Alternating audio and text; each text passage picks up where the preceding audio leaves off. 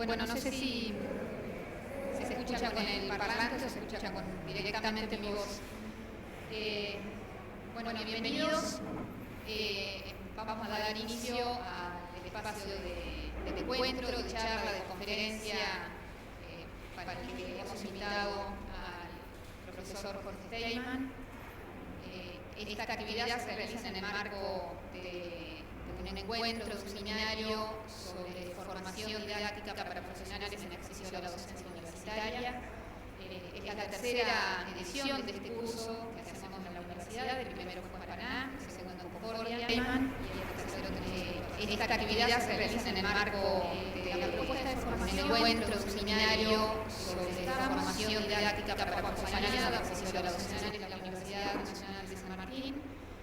Talleres a cargo que hacemos en la universidad, el primero fue en Paraná, el segundo en Concordia, y el tercero esta actividad se realiza en el marco del profesor Steinmann, que ahora va a conversar con nosotros. De parte de la Secretaría Académica de la UNER, la verdad es que esta es una experiencia muy interesante, muy enriquecedora.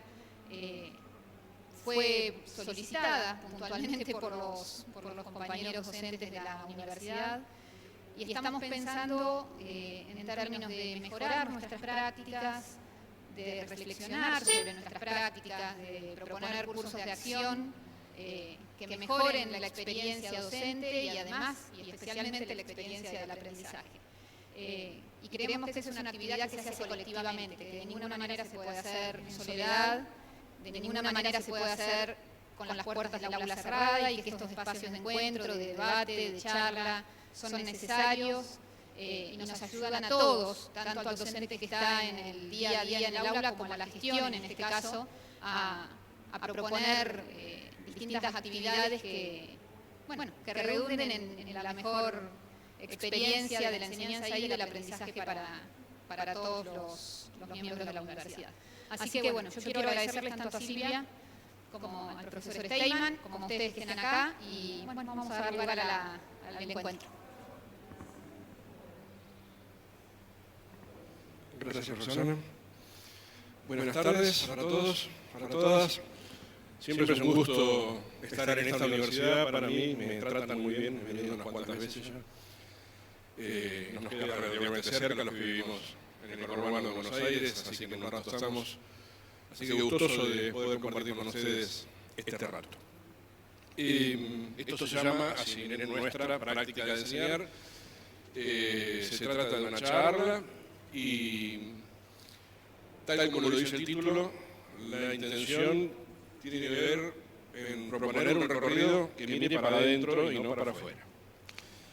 Probablemente, en lo que me contaba Silvia, que estuvieron trabajando ustedes hoy por la mañana, habitualmente salen en nosotros algunas cuestiones que tienen que ver con los problemas de afuera, con los problemas de los alumnos, con los problemas de las trayectorias previas de los alumnos, con los problemas de las cátedras, con los problemas institucionales, con los problemas de contexto del país. Y estos problemas existen, inciden. Habitualmente salen en nosotros algunas cuestiones que tienen que ver con los problemas de afuera, que pasan con los problemas de los alumnos, con los problemas de las trayectorias previas de los alumnos. Y desde ahí, con los problemas de cátedras, con los problemas institucionales, con los problemas de contexto del país, por lo que es nuestro trabajo, y estos problemas existen. La charla está armada en dos partes.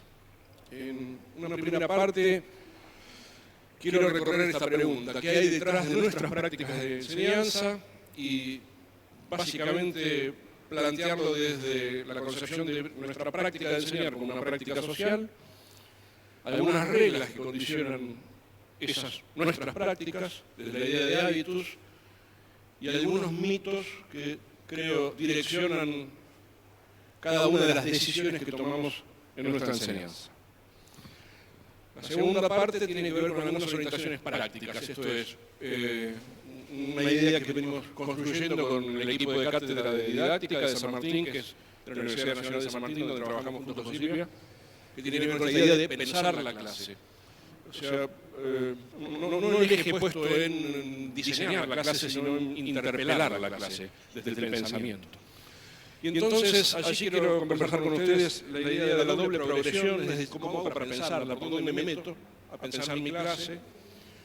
Pensar la clase como una cadena segmentada, una secuencia que tiene que ver con decisiones que vamos tomando y algunas cuestiones que podemos pensar para cada segmento o momento de la clase.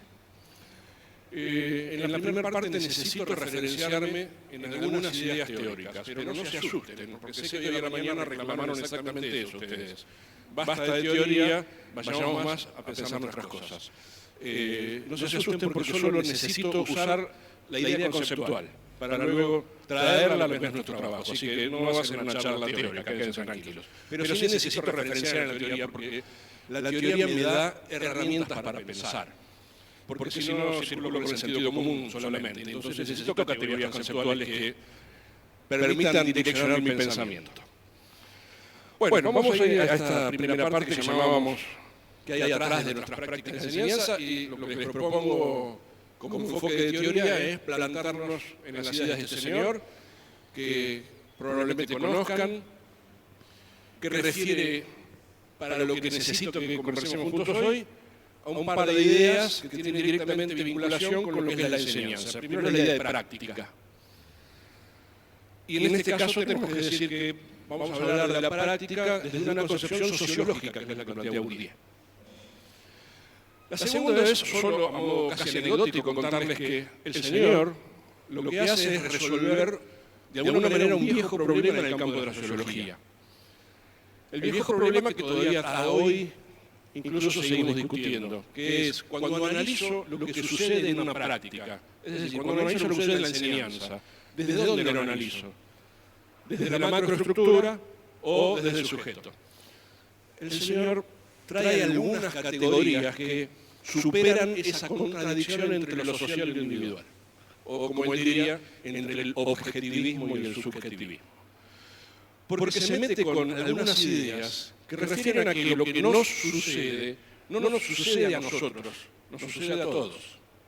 Y que entonces nuestras prácticas de alguna manera tienen un pincelado de lo social que da ciertas uniformidades a nuestros comportamientos. Luego cada cual tiene su estilo, cada cual tiene su particularidad, cada cual tiene su forma. Pero nosotros, como enseñantes, en el conjunto tenemos algunas características distintivas que provienen del campo de lo social y que definen el trabajo que hacemos.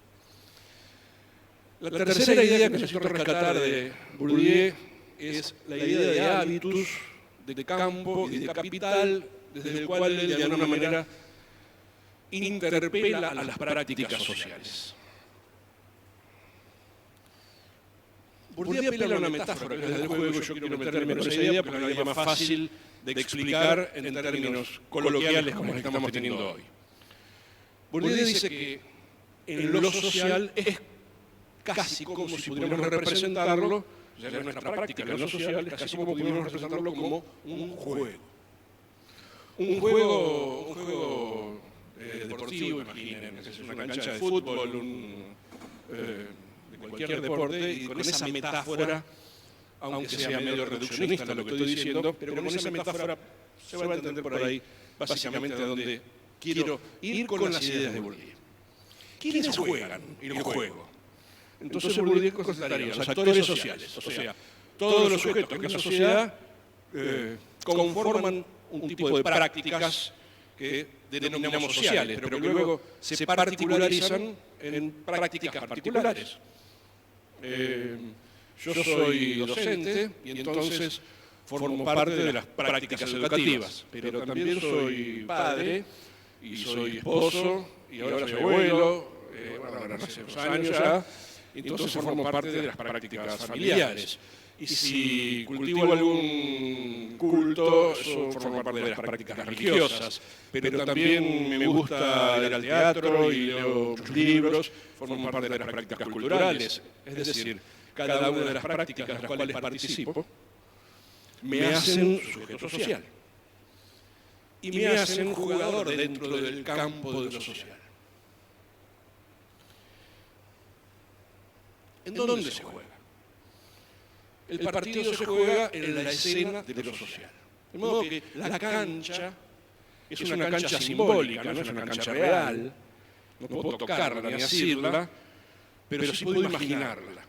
En el juego que estamos jugando, vemos una cancha y esa cancha es, si quieren, para decirlo sencillamente, los lugares donde nos movemos. En tanto participamos de prácticas. ¿De qué juegan los jugadores? Acá la respuesta es, bueno, depende. Hay defensores, hay arqueros, hay delanteros, como en todo partido. Depende de la posición que ocupen en el campo. El que está bajo el arco es el arquero. Y el que está pateando, tratando de hacer un gol, será el delantero. En el campo de lo social sucede algo parecido. Los jugadores juegan en la posición que juegan, depende el lugar que ocupan y básicamente el poder que tienen. Probablemente si yo trajera el análisis de las prácticas sociales, las prácticas familiares, y hablara de lo que es la familia tradicional argentina, tradicional, y la tradición de la práctica, podría decir que está mejor posicionado el padre que el hijo en la cancha. ¿Por qué? Porque toma más decisiones, probablemente tiene más poder, porque tiene atributos de la tradición que le permiten acallar la voz que quiera acallar. En algún momento nosotros decimos, basta, se acabó esta discusión. ¿Por qué? Dice un nene. Porque soy tu padre. Y ya. No es posible eso a la inversa. Miren si en determinado momento el padre hablando con su hijo, recriminándole un mal desempeño en la escuela, el hijo dijera, basta, se acabó la discusión. ¿Cómo se acabó? Diría el padre. ¿Por qué? Porque soy tu hijo. Esto no sería pensable. Digo que los actores sociales juegan en el campo, depende de la posición que ocupan. Y esa posición está directamente relacionada con el poder que tienen para moverse en el campo. ¿Qué es lo que está en juego en este partido? ¿Qué se gana? Bourdieu dice, se gana capital. La idea de capital compleja, pero vamos a también presentarla sencillamente, tiene que ver con lo que nos apropiamos de la cultura, y eso sería el capital incorporado, tiene que ver con los objetos que conseguimos, es el capital objetivado, el dinero, por ejemplo, ¿no? O un cuadro, por ejemplo, si es una obra de arte, cosas casi físicas. O cierto capital que tiene valor simbólico, pero que no es tangible, aunque a veces sí, pero que lo que representa es un valor de más alto simbolismo que el objeto real en sí mismo. Por ejemplo, los títulos universitarios. Llama Bourdieu eso capital institucionalizado. Sí, es un cartón finalmente, pero el cartón, en tanto la institución que lo otorgó tiene validez social y habilita para cierto tipo de desempeño dentro del campo, ese cartón es más que un cartón. ¿Cómo se juega? Bourdieu diría, hay reglas para jugar. Esas reglas no son unas reglas explícitas, no están definidas. Sin embargo, todas las conocemos. Son reglas que tenemos internalizadas y que conforman, al decir de Bourdieu, algo que él da por llamar hábitos. Formas de comportamiento, estructuras de pensamiento, a su vez estructuras que nos hacen comportarnos de determinada manera, y que hacen que esa pincelada de lo social a lo cual nos veíamos nos sea común a todos nosotros. Esta es la idea que necesito que tomemos de Bourdieu para pensar en nosotros. Hay ciertas reglas de lo social que tenemos internalizadas y que hacen que nos comportemos de la manera en que nos comportamos, que hacen que enseñemos de la manera que enseñamos, que veamos el mundo de la manera que lo vemos, que tomemos las decisiones que tomamos de la manera que las tomamos.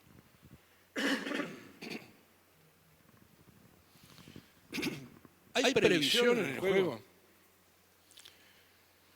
Bourdieu diría, bueno, la mayoría de las reglas las cumplimos sin reflexionar naturalmente sobre ellas, ni siquiera cuestionarlas. Entonces, acá es donde, con el juego de estas dos ideas, de que hay reglas y esas reglas son los hábitos que tenemos incorporados y que hacen que nos desempeñemos de determinada manera, y que esas reglas son difíciles de poner sobre la mesa y de cuestionarlas, Desde ahí necesitamos pensar la práctica de enseñar como una práctica regulada por el hábitus. Miren.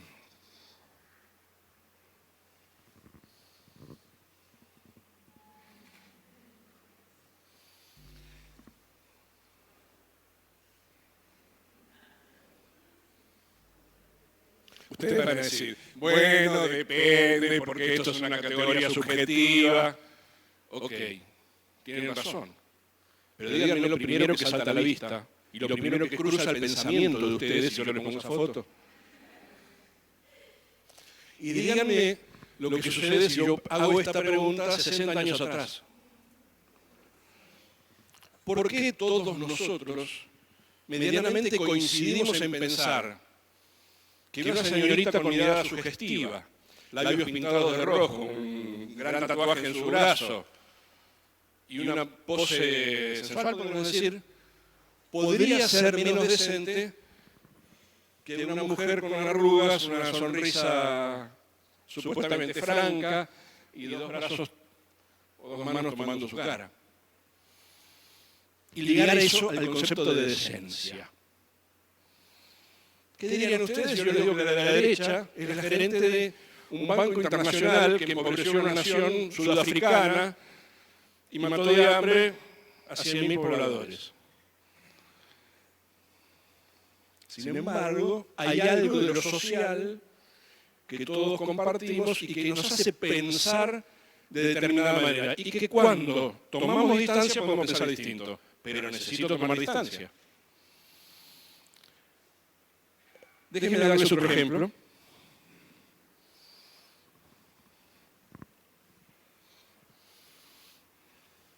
Bourdieu habla de la exis corporal para referirse a cómo el cuerpo habla.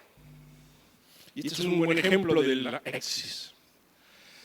Nadie podría pensar que un campesino que está así pueda ser una persona exitosa. Y sin embargo, todos podemos pensar que alguien que está así probablemente lo sea. Además de los aditamentos que tienen que ver con la escena, en donde la disposición del capital cultural objetivado, la computadora, el libro, el traje, la corbata, y ustedes a la larga, pensando, probablemente digan, bueno, depende, que hablemos de éxito, sí, claro, pero necesitamos pasar el primer paso para desprendernos de que la idea de éxito está ya en el más joven y no en el de la derecha. Les voy a dar un último ejemplo para complejizar la idea.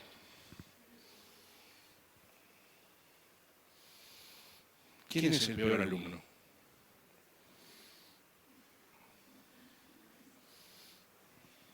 Falta luz ahí, ¿no?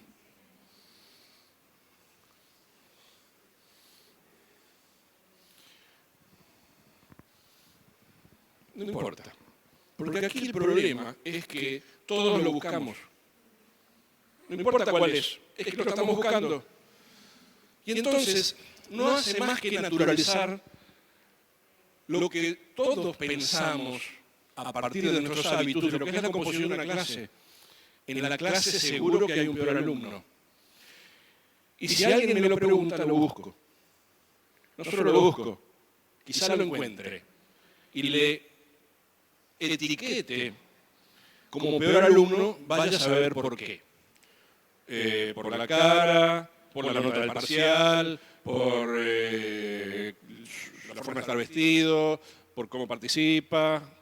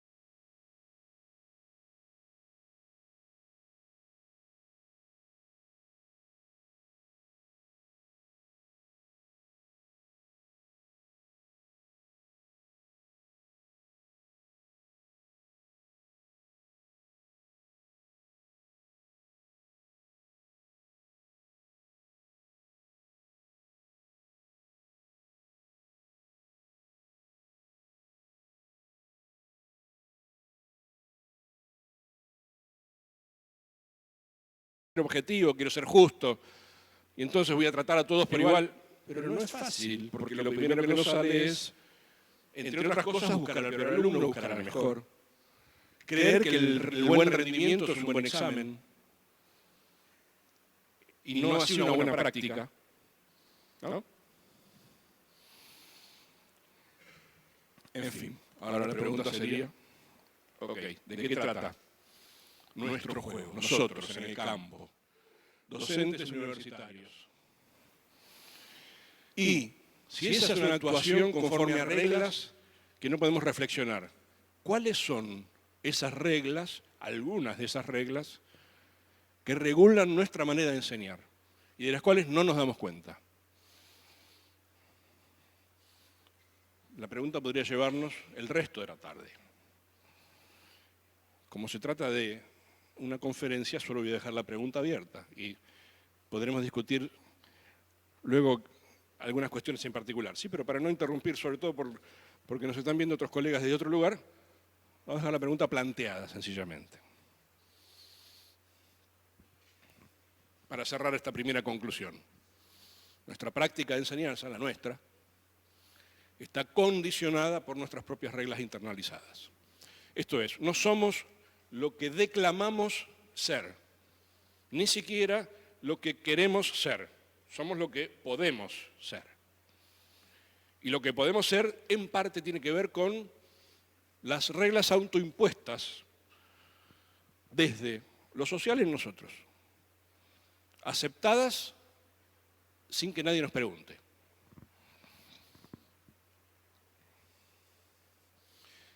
¿Qué pasa con nuestras prácticas? A ver, voy a pasar rapidísimo esto, porque solo quiero detenerme en la última característica. Nuestras prácticas son idiosincráticas pero prototípicas, esto es, todos nosotros enseñamos igual. De última enseñamos igual, es decir, estamos en un aula, nos paramos en el frente, tenemos un grupo de alumnos, les proponemos actividades, exponemos un tema, todos. Coordinamos un trabajo en equipo, pero ninguno de nosotros es exactamente igual al otro. Cada uno de nosotros tiene su propio estilo. El juego de lo social y lo individual, una vez más. Nuestras prácticas se definen tanto desde la libertad de cátedra como del estilo diferenciador de la unidad académica o de la institución. Esto es,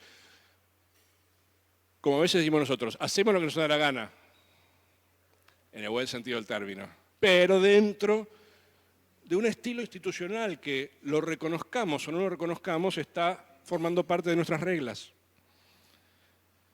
y al que de alguna manera necesitamos sumirnos porque el juego se está jugando en ese campo en este momento. Esa típica expresión nuestra que decimos, bueno, somos los mismos, pero en esta institución de una manera, en aquella de otra. ¿Por qué? Bueno, porque varía el campo, varían la posición de los jugadores, varía el poder que tenemos en cada lugar, entonces no somos iguales en todos lados. Se valoran tanto desde la experiencia profesional como desde la experiencia docente. Raro eso para la docencia universitaria porque es el único lugar del mundo en el cual es tan importante ser un buen abogado como ser un buen docente. En la escuela media, un buen docente. En la primaria, un buen docente.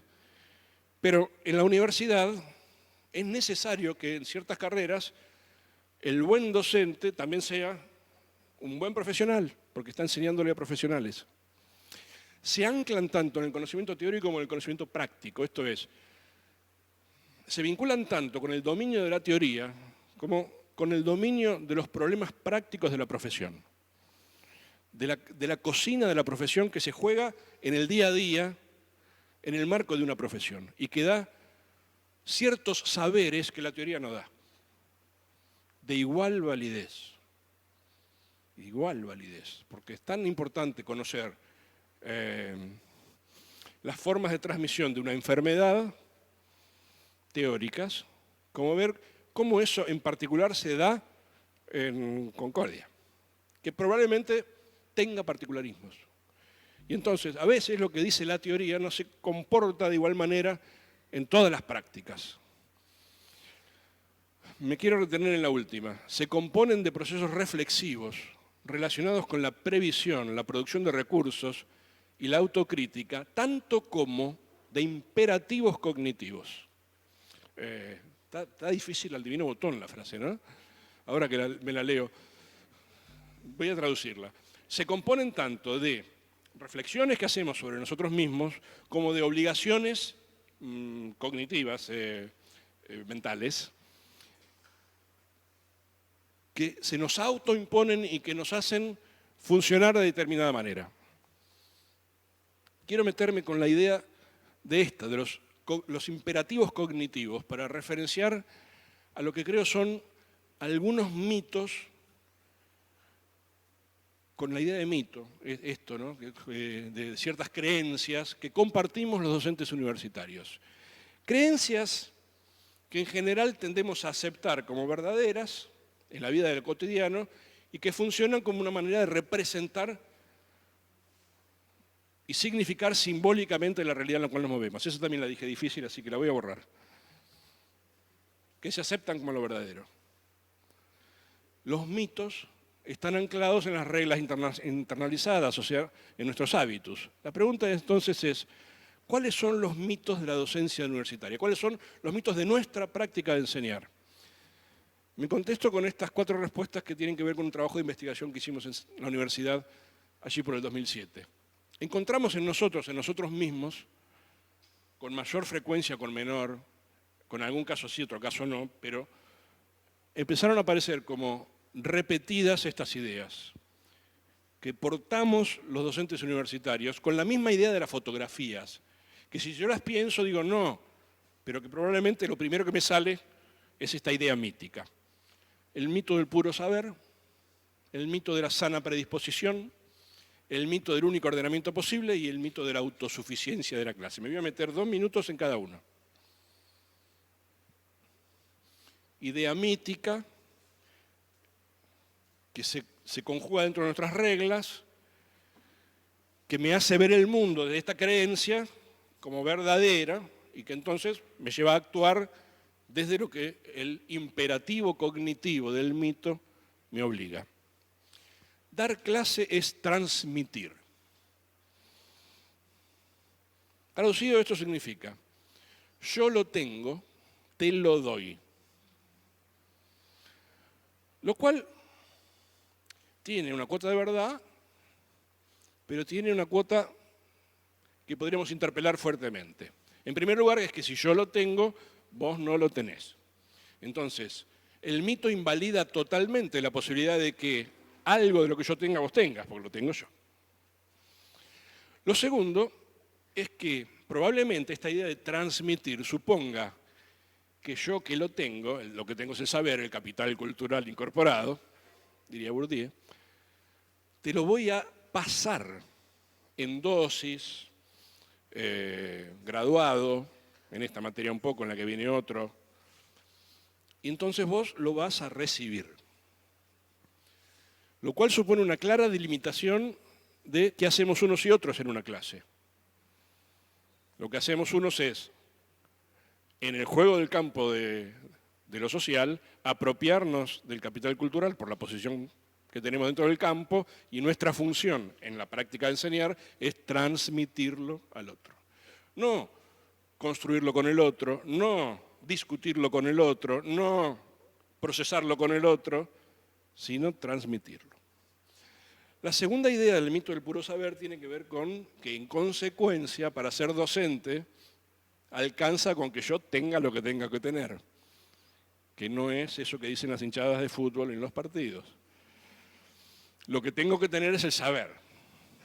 Si para dar clase alcanza, por eso lo del mito del puro saber, alcanza con el saber. Lo demás adornamos enseguida.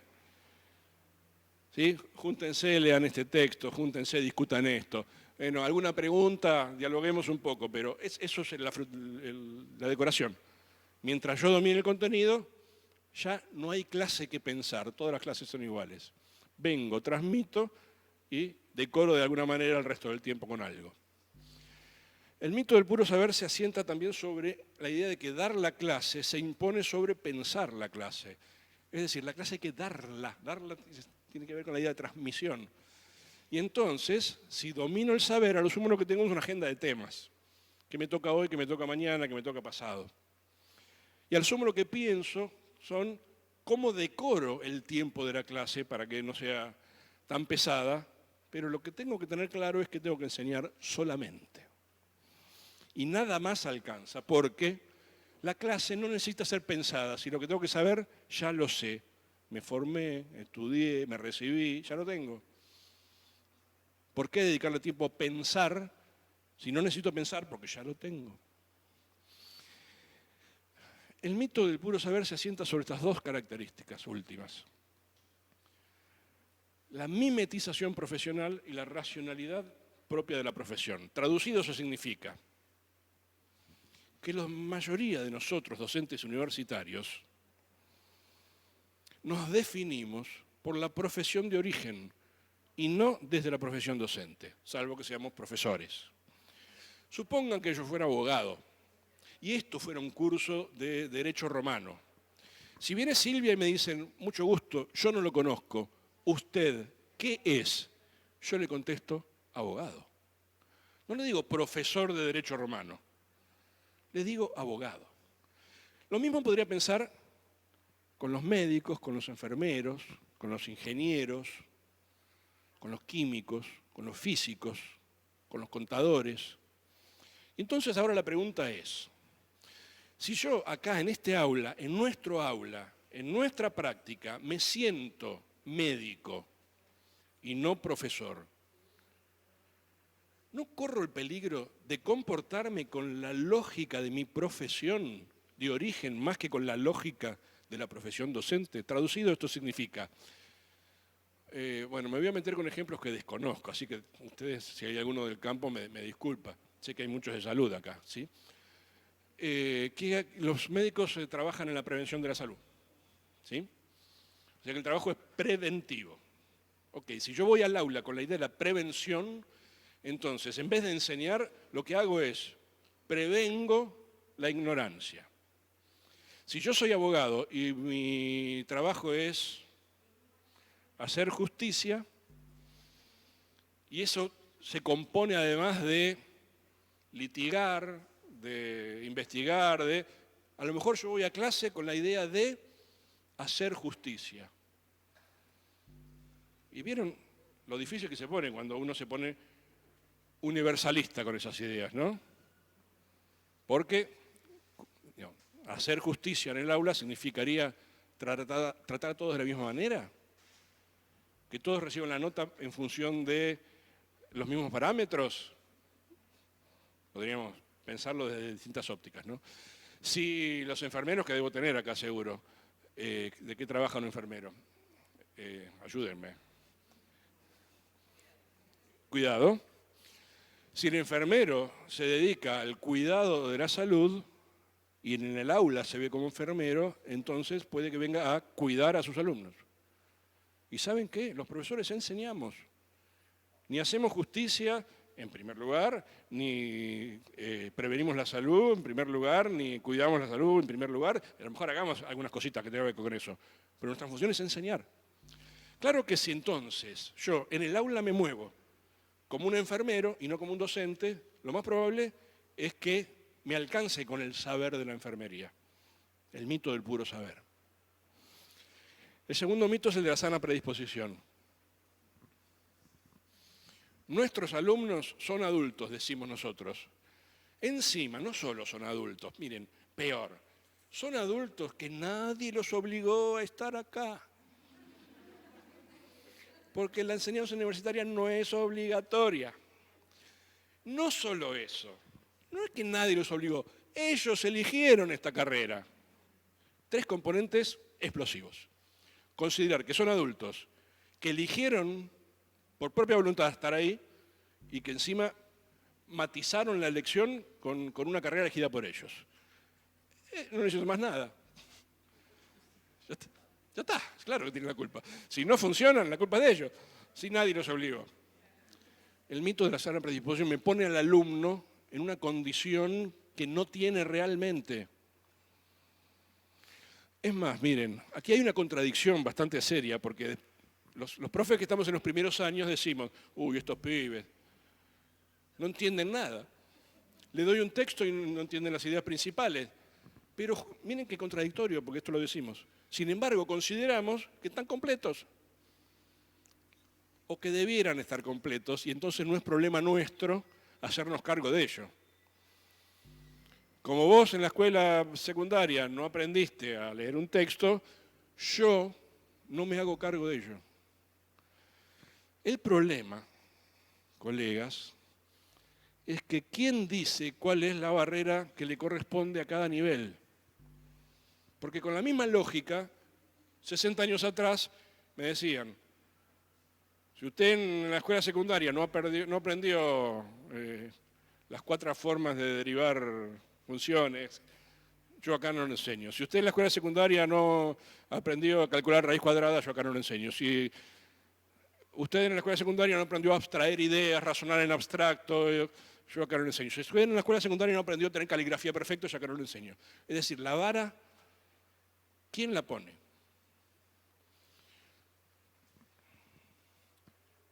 Algo así como si educáramos a nuestros hijos diciéndole, mira, vos ya naciste, sos persona, tenés pensamiento, autorregulate. Digo, casi lo mismo. Casi lo mismo. El mito de la sana predisposición hace ver homogéneo a algo que es naturalmente heterogéneo. El grupo de alumnos son todos adultos, todos decidieron estar acá y todos eligieron la carrera. Entonces no hay diferencias prácticamente, son todos iguales. Y la realidad muestra que no, que son verdaderamente heterogéneos. El mito del único ordenamiento posible, el tercer mito que quiero traer para pensar nuestras prácticas, tiene que ver con la idea de cómo pienso la clase cuando la pienso. Y en general la pienso así, como una única secuencia posible, en donde primero va la teoría y después va la práctica. Este tema me apasiona.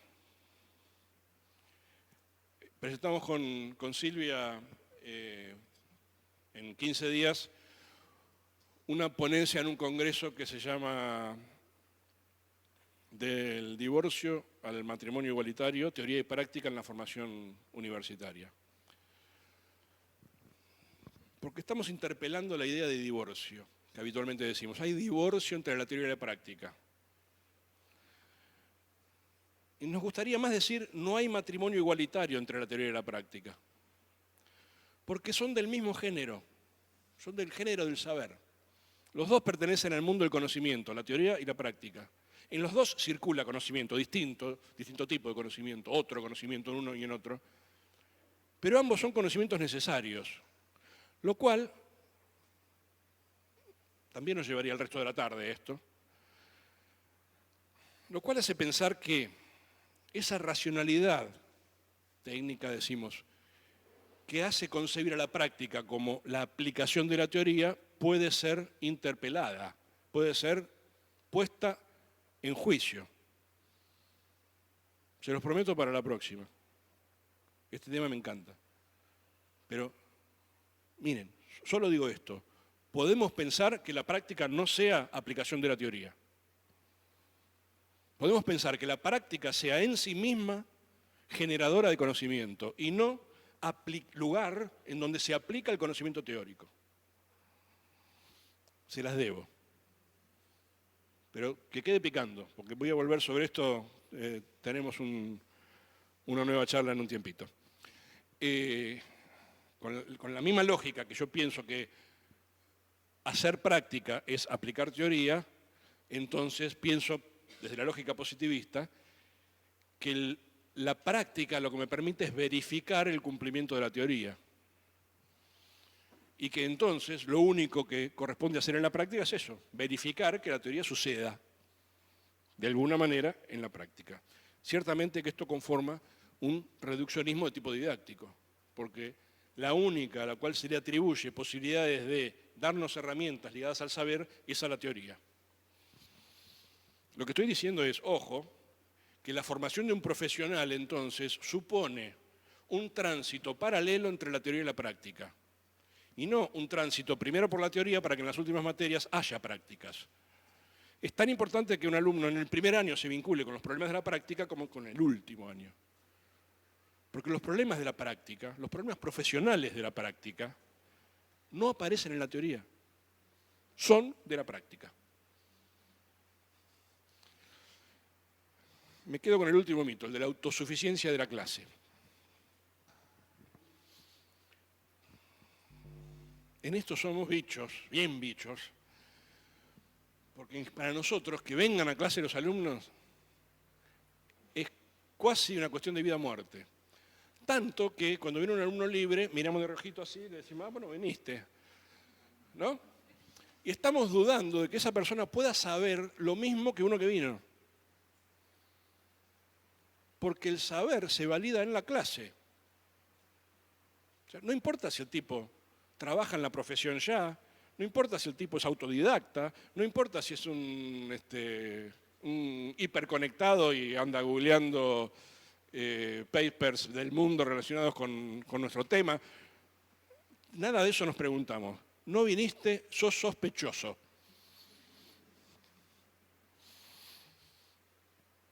Esto significa que el discurso que circula en la clase es lo único que es verdadero, que la evaluación a veces se podrá sentar hasta sobre cuestiones que circularon en la clase. He sido partícipe y testigo de mesas de examen en donde un colega preguntó a un alumno, yo en tal clase di tal ejemplo, ¿se acuerda del ejemplo? En un examen.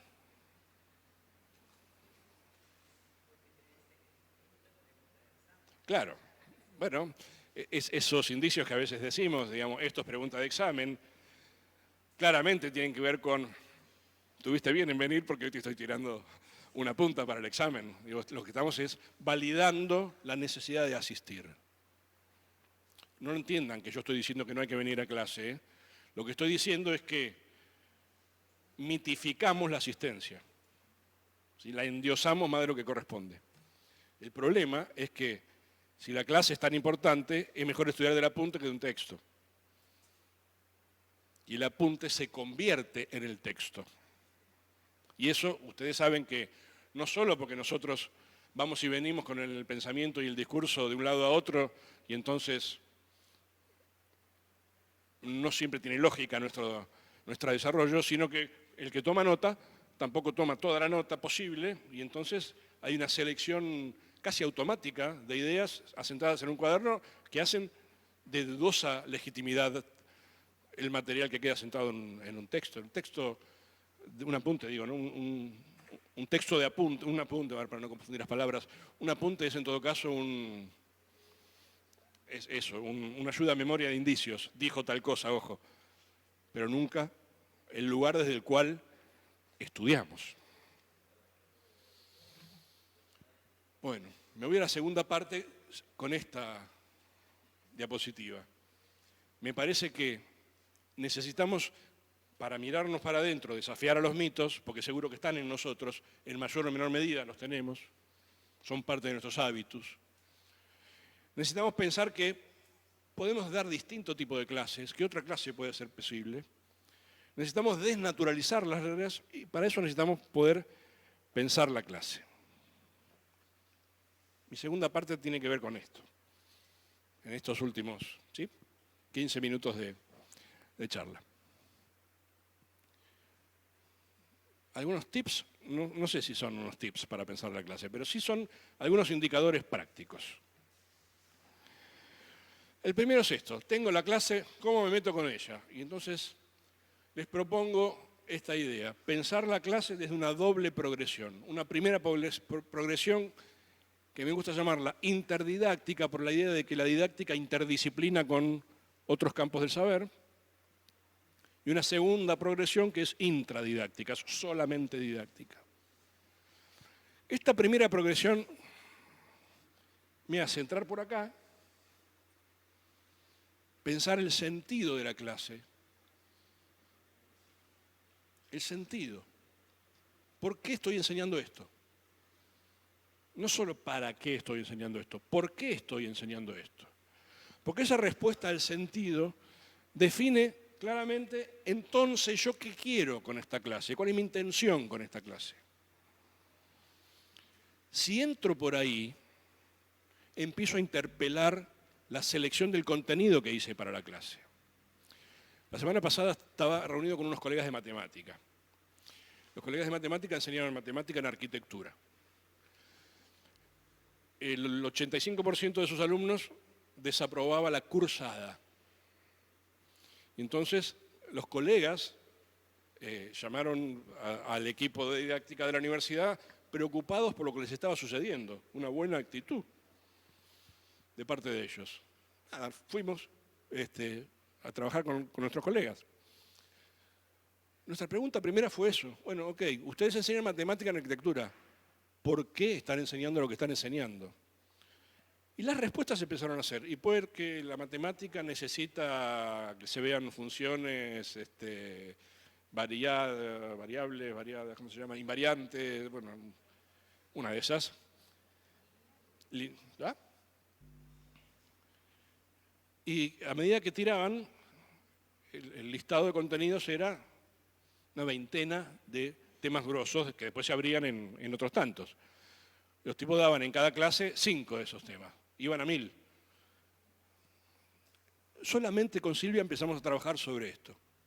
Bueno, miren, recobremos el sentido, porque no estamos formando matemáticos, estamos enseñando a pensar matemáticamente una profesión que es la arquitectura, y entonces veamos el sentido de algunos contenidos, de enseñar algunos contenidos en esa lógica, en una matemática para arquitectos y en un pensamiento matemático en la profesión de la arquitectura. Ellos solos empezaron a decir, bueno, esto podría no estar, y esto podría no estar. Y hicieron una limpieza del programa extraordinaria. Porque estaban condicionados por el mito de la abundancia. Podemos crear otro. Mucho hay que enseñar, mucho, porque todo esto es importante, todo. Y en eso también somos bichos nosotros, ¿no? Porque siempre creemos que lo nuestro es lo mejor, lo más importante y que nada de lo nuestro puede salir. Y si no, si han participado, recuerden una discusión sobre un plan de estudios, cambio en un plan de estudios.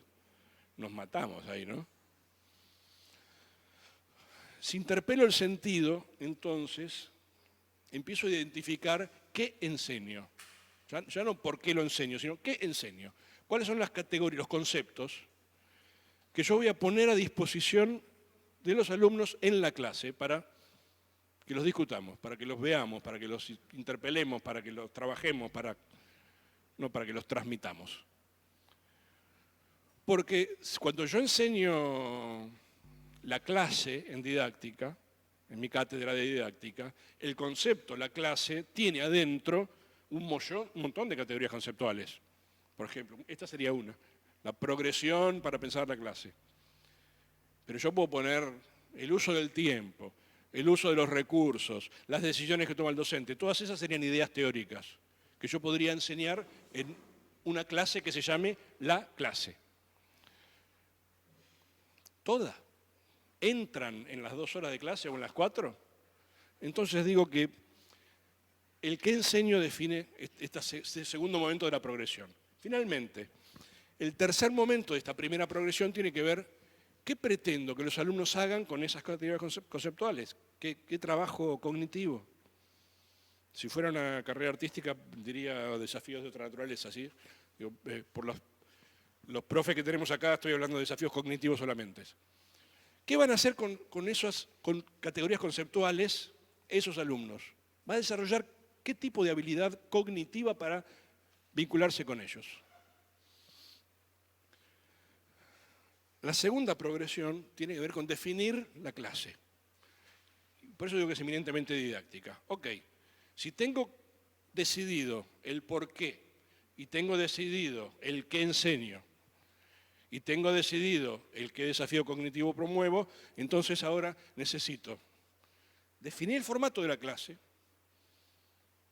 necesito ver qué recursos necesito para la clase y necesito distribuir ese formato en un tiempo real, en que entren esas 2 horas o 4 que tiene mi clase.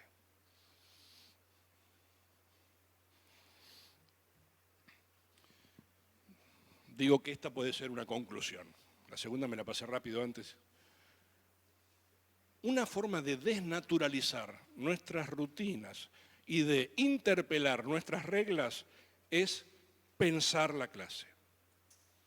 Pero pensarla, no, ¿qué voy a hacer? Pensarla desde una progresión que se mete con el sentido, que define claramente qué voy a enseñar e interpela esa decisión que tomo de qué enseño, que interpela qué quiero que hagan los alumnos con eso que enseña y que define una forma,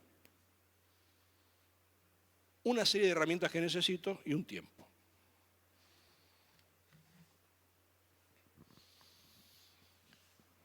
Pensado de esta manera, yo podría decir entonces que podría pensar la clase como una estructura en la cual se van encadenando distintos momentos.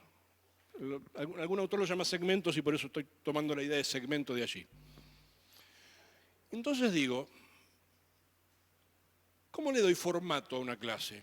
Bueno, miren, una mínima estructura posible. No digo que toda clase deba ser así, no digo que, ojo, no es un orden, no digo que haya que seguir este orden, pero lo que digo que en una clase hay un momento que tiene que ver con el comienzo y que tiene una intencionalidad propia, un sentido propio, un momento en el cual hay trabajo con la teoría y que tiene una intencionalidad propia y un sentido propio, un momento en el cual se trabaja con la práctica profesional o con la práctica, si quieren, para diluirlo un poco, que tiene una intencionalidad propia y un sentido propio, y un momento en el cual se produce algo. Se está trabajando y se produce algo, aunque sean ideas lo que se produzcan, pero se produce. Rompe de alguna manera con la pasividad de recibir teoría.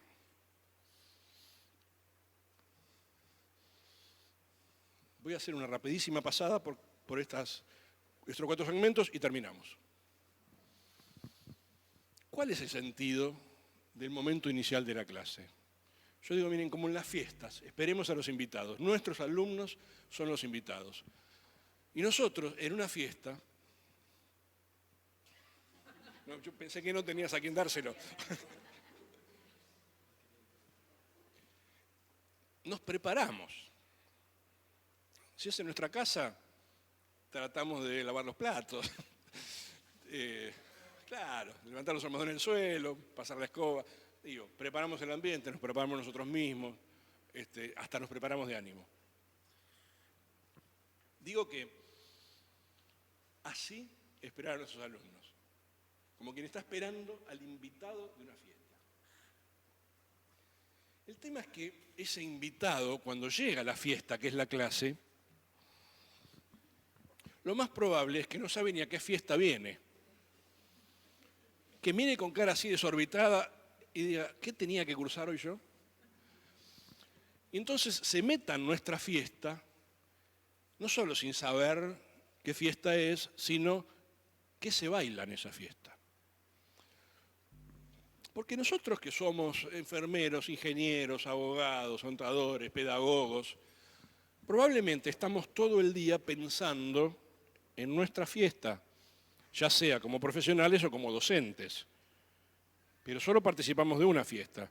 Pero nuestros alumnos cursan matemática, salud 1, química 4, derecho romano 5, cursan muchas cosas, o sea, van a distintas fiestas.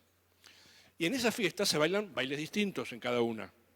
Entonces, cuando yo llego a la clase, es como que necesito acomodarme, empezar a meter dentro de mí el espíritu de esa fiesta.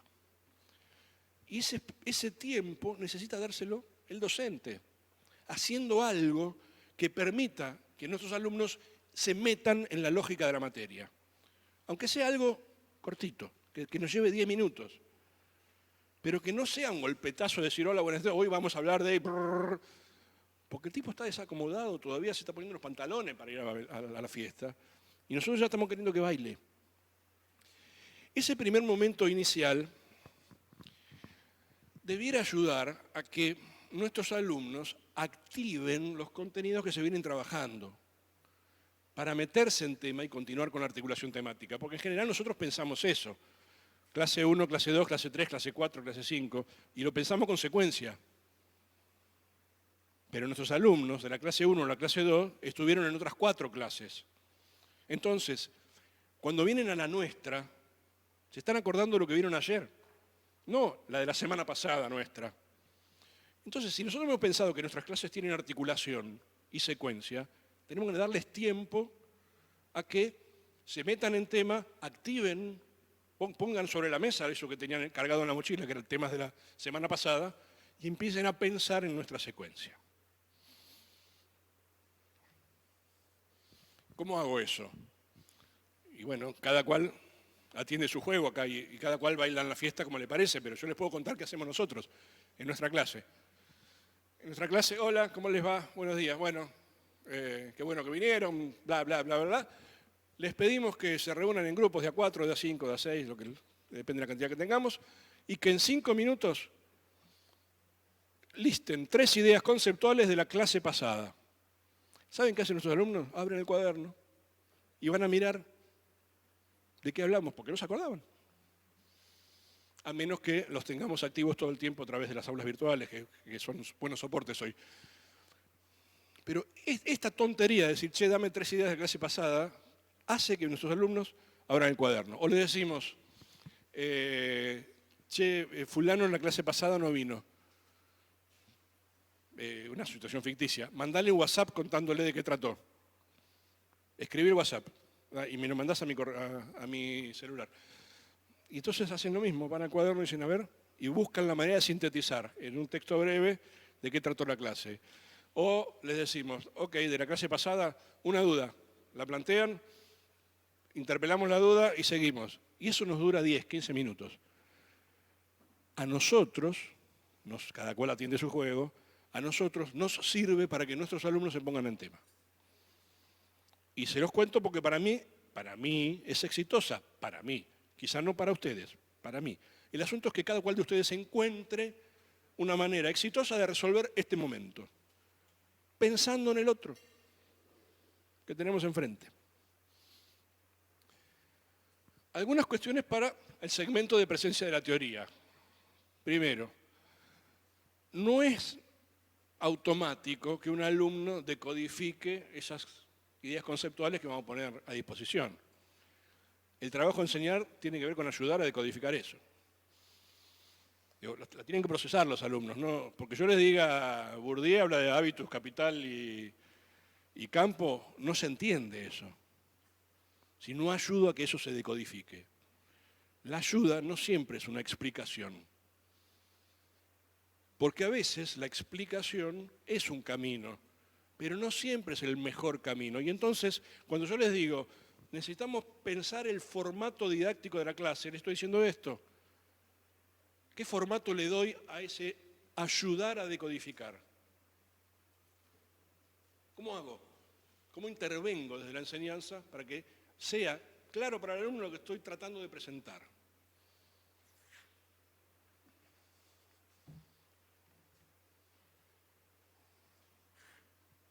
La clase requiere hacer presente el objeto de estudio, porque a veces nos olvidamos de él. Si yo digo que la enfermería estudia las prácticas de cuidado de la salud, y perdón si digo una burrada, entonces las prácticas de cuidado de la salud tienen que estar presentes en el aula. Las prácticas de cuidado de la salud. No el cuidado de la salud, las prácticas de cuidado de la salud, que no es lo mismo. No la teoría acerca de las prácticas de cuidado. El objeto de estudio necesito que esté presente en el aula, porque es la única manera que nuestros alumnos se vinculen con el conocimiento específico que estamos tratando de enseñar. No dar nada por supuesto. Sí, bueno, ustedes ya lo saben, ¿vieron? Eso somos bichos también, ¿eh? Somos bien bichos, ¿no? Porque nosotros sabemos que no lo saben, pero para legitimar que no te lo voy a explicar yo, le decimos, eso ustedes lo vieron en cátedras anteriores, así que seguramente lo saben bien, y ya no paramos, ¿sí? Si yo necesito que algo esté sabido para poder avanzar con otra cosa, no puedo dar por supuesto que está sabido. No puedo darlo por supuesto. Si hay texto, vincular clase y texto. Si hay texto, esto es, si los alumnos tienen que estudiar de un texto, la clase no puede tener el texto ajeno. Ojo, yo no digo que la clase sea una explicación del texto, pero la clase tiene que dar indicios para después, cuando yo estudie solo, pueda vincular lo que sucedió en la clase, y está en mi apunte, con lo que tengo que estudiar del texto. No pueden ser dos mundos independientes. Sobre todo porque no siempre el texto está escrito en primer lugar, para el público alumno.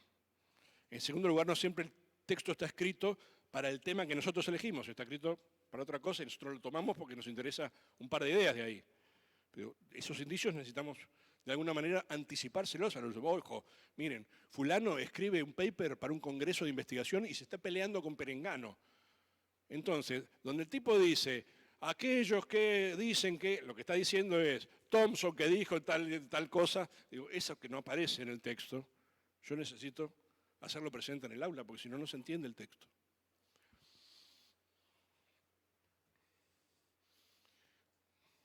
Podríamos estar toda la tarde con esto también, ¿no? Las ayudas gráficas, porque los PowerPoint, o el Prezi ahora, en general nosotros usamos ayudas gráficas. La pregunta es cómo interactuamos con las ayudas gráficas. Si hay algo aburrido en la vida, es chupar un palo sentado arriba de una calabaza, como dice Serrat, en primer lugar, y en segundo lugar, una clase en donde se lee un PowerPoint. ¿No? Claro, porque el lenguaje escrito es el lenguaje escrito. Y entonces, si yo hago de la escritura el lenguaje oral, hay un problema de códigos ahí. No funciona. Las ayudas gráficas son ayudas gráficas, son refuerzos, pero no puede ser el guión de la clase.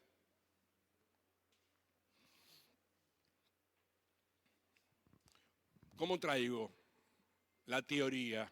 Bueno, cada cual juega su juego.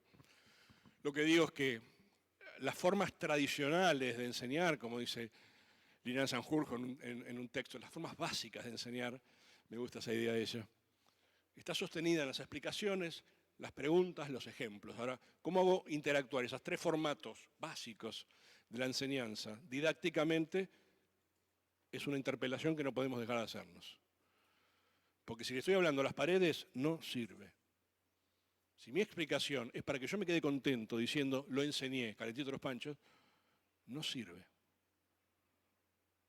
Lo explico es para que el otro lo aprenda. Si el otro no lo está aprendiendo, ese camino no funciona. Hay que darle otro formato didáctico a nuestra clase. Momentos de presencia de la práctica en nuestra clase. Hablábamos hace un rato del conocimiento teórico y del conocimiento práctico, voy a pasar eso. Solo quiero hacer esta aclaración. El modo de conocimiento práctico, o sea, ese saber que circula en la práctica y que es propio de la práctica, no puede reducirse a las clásicas materias prácticas. No puede reducirse a práctica de enfermería, estoy con la enfermería hoy, ¿vieron?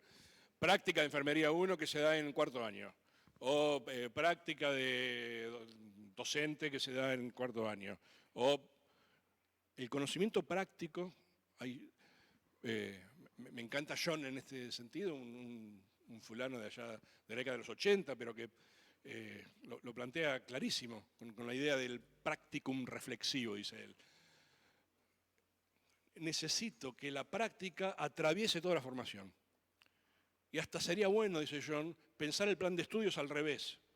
En vez de decir cuáles son las ideas teóricas que necesitan los sujetos para formarse, decir al revés, cuáles son los problemas de la práctica profesional que van a resolver estos sujetos. Y desde ahí armar el plan de estudios.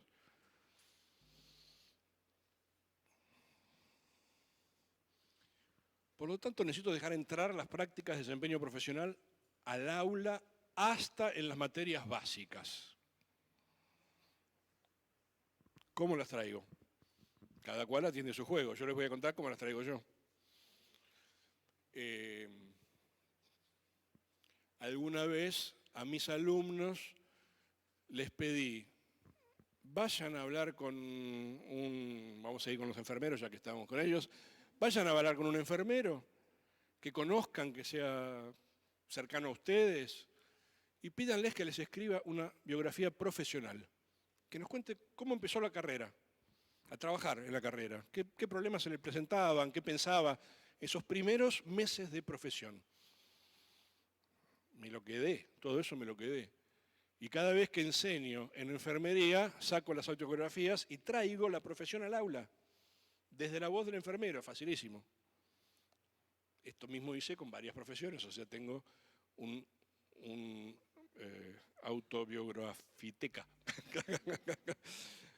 Y que así son nuestros materiales, digamos, juntamos materiales y después tenemos para siempre algunos materiales. Bueno, el método de casos es un método hoy bastante divulgado, pero el trabajo con casos es un trabajo hermoso para traer problemas de la práctica profesional al aula. Los relatos narrativos, usamos mucho esto nosotros en nuestras clases de didáctica. Les pedimos a nuestros alumnos que nos cuenten por escrito cosas que ven en las escuelas o en los institutos donde ellos dan clase. Y esos relatos están cargados de saberes que no son de la teoría y que permiten visualizar una serie de problemas que se dan en las instituciones educativas, que se dan en la docencia, que se dan en la enseñanza y que no circulan por la teoría. Bueno, digo, cualquiera de estas cosas me trae las prácticas al aula. O sea, yo no necesito ir al campo siempre. A veces sí, pero puedo traer fácilmente las prácticas profesionales al aula en papel, en video, en audio. Ni qué decir, YouTube es hoy una fuente inagotable de este tipo de recursos. Voy terminando. Segmentos de trabajo productivo. En general acá hacemos algo en grupo, ¿no? Entonces yo lo que digo es, bueno, miren, hay que pensarlo de antemano. Hay que pensarlo de antemano porque en general no funciona esta idea de decir, ponete a leer, ponete a discutir o ponete a reflexionar, ¿no?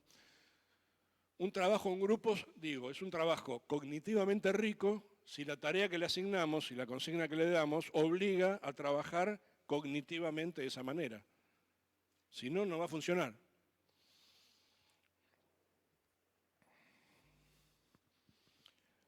Algunas veces la clase sigue fuera del aula. Porque nosotros decimos, bueno, miren, lean tal texto para la próxima, resuelvan tal ejercicio para la otra, entren al aula virtual y participen del foro. Ahí hay una serie de cuestiones que tienen que ver con orientar la lectura académica, que tienen que ver con cómo extiendo la clase a través, sobre todo, de las aulas digitales. Y digo, también necesito intervenir ahí, si hay problemas de lectura. Ahí les voy a contar qué nos resulta exitoso a nosotros. De todas esas guías de estudio usamos, clásicas guías de preguntas que orientan la comprensión de un texto, cuando el texto es complejo. Las guías de lectura son como guías, ¿cómo explicarles? Es como si yo estuviera al lado del alumno contándole qué es lo que va a leer. Y se lo cuento por escrito. No tiene que resolver nada el alumno, es una guía que orienta su lectura. Entonces yo le digo, mira, en el párrafo 1 vas a encontrar tal cosa. Ojo que en la página 2, cuando el autor va a decir tal cosa, está queriendo referirse a tal otra, que ahí no lo dice muy claramente, pero es eso. Fíjate, no te pierdas de vista el ejemplo de la página 4. Digo, eso es una guía de lectura. Es como un andador que le pongo a disposición para abordar un texto complejo. El que más resultado nos da es el de las rutas conceptuales. Un listado de las categorías conceptuales que para nosotros son relevantes de identificar en un texto. Un punteo. Digo, mira, vas a leer capítulo 4 de fulano. Para nosotros, no pases por alto. Y hacemos un listado de categorías conceptuales. Facilísimo para nosotros porque lo resolvemos hacerla es fácil. Y muy útil para los alumnos para orientar dónde concentran la atención cuando leen.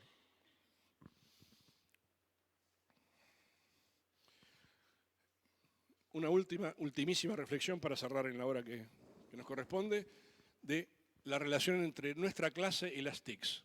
Digo, acá hay un tema para pensar que no podemos obviar, porque estamos en un cambio generacional interesante en este sentido, que va del libro a la tecnología, ¿no? El libro, en mi infancia, en mi escuela, era la única vía del aprendizaje. En mi universidad, el libro, la fotocopia, ya por ese entonces era la única vía de aprendizaje. Entonces, si yo era un buen lector, a mí el libro me atrapaba, me abrazaba, me contenía. Estas imágenes de la derecha, les voy a contar una que vi hace 15 días. Hace 15 días voy a un bar con mi esposa a tomar un café. En la mesa así, atrás nuestro, una pareja con un bebé. Bebé pequeño, pequeño. La madre levanta su remera y le da la teta al niño. El niño tenía un celular en la mano y estaba viendo unos dibujitos. El niño tomaba la teta mirando los dibujitos en el celular. Me mató.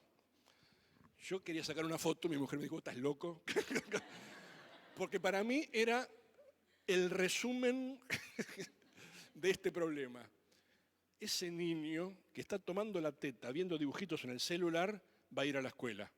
Yo no quiero ser su maestro.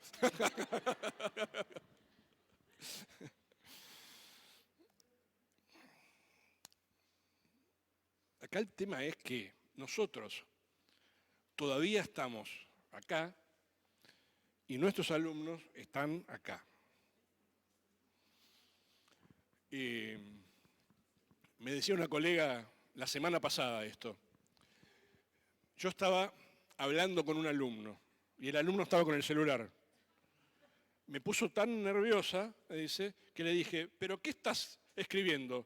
Lo que usted me dice, contesta. Claro, no entraba en el imaginario de mi colega pensar que él estaba tomando nota en el celular. Esto, anteayer tuvimos clase de didáctica en San Martín. Una alumna levanta la mano y en medio de la clase, en este momento en Twitter, tal está diciendo tal cosa, me dice. Y tenía que ver ciertamente con lo que estábamos hablando nosotros. O sea, la mina estaba escuchando nuestra clase y estaba viendo los tweets. Nuestros alumnos están conectados todo el tiempo. Entonces, cuando yo les digo, miren, hablar a las paredes no sirve, es porque esto que estamos haciendo nosotros ahora, que es una conferencia, cada vez tiene menos vida. Y en las aulas, ni que les digo. ¿Qué les parece? Yo arriesgo que si las maestras, en vez de poner esos dibujos tontos que ponen para el abecedario, ponen esto, los tenemos alfabetizados inmediatamente. Esto es todo. Muchas gracias.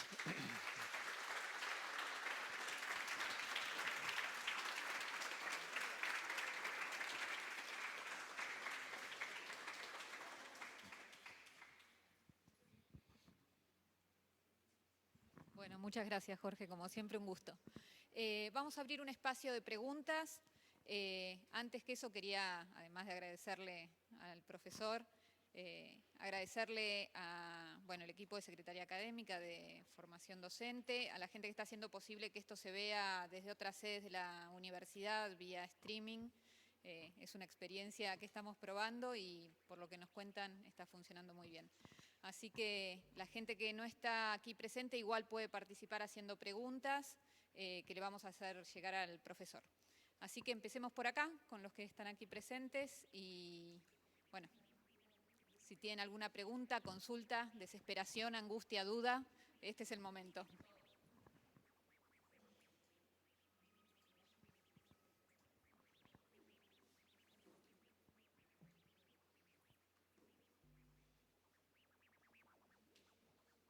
¿Ninguna pregunta?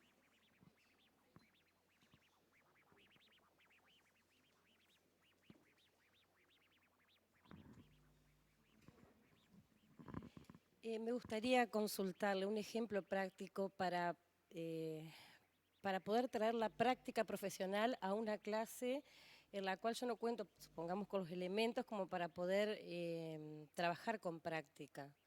¿Cómo lo hago? ¿Con ejemplos? está bien que usted después dio ejemplos de cómo abordar, cómo organizar la clase, pero ¿cómo la traigo yo como docente a la práctica profesional? Lo más probable es que yo no pueda darte la respuesta a lo que tenés que hacer vos. Pero yo voy a pensar en voz alta. Si pudiera pensar junto con vos sería mucho mejor. Voy a pensar en voz alta. Y vos tomás lo que te sirva, pero finalmente lo tenés que decidir vos, porque ninguna idea que te dé otro va a servir, ¿no? Depende del tema que esté enseñando, ¿no? Supongamos que yo quisiera traer las prácticas profesionales a mi clase de didáctica. En didáctica yo enseño prácticas de la enseñanza, ese es nuestro objeto de estudio. Entonces, mi pregunta es, ¿cómo traigo las prácticas de enseñanza al aula? A veces lo que hago es, entro a YouTube, busco videos de clases. Encuentro videos que duran 2 horas y media, a mí no me sirven, pero una de mis ayudantes tiene un marido que es informático, me dijo, che, hay un programa que te permite cortar el video, yo no lo sabía, me dicen, es facilísimo, entra acá. Entonces ahora selecciono 5 minutos de una clase y las paso y ahí tengo prácticas. A veces, a mí me gusta la escritura, entonces yo escribo relatos narrativos.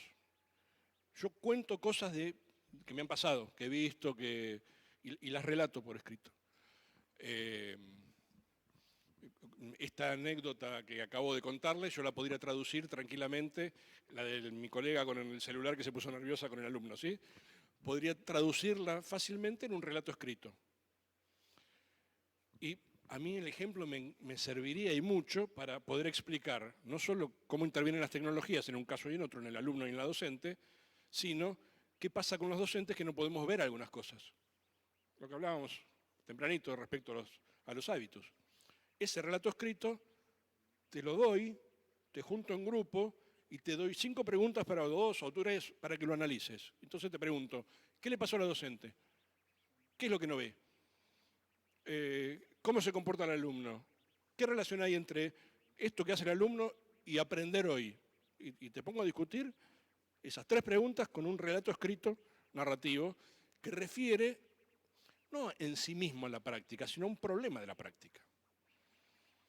No es que estamos hablando de los docentes, sino de un problema que apareció en una situación de práctica.